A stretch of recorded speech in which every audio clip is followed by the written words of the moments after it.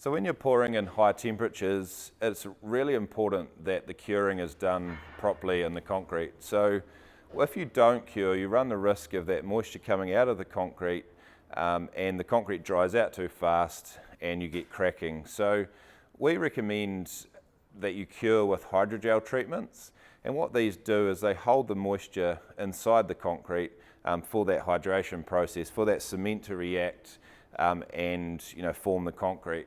So if you don't do this, you run the risk of lower strengths in the concrete. You also run the risk of a lower durability because the concrete cracks and it fast tracks that deterioration process.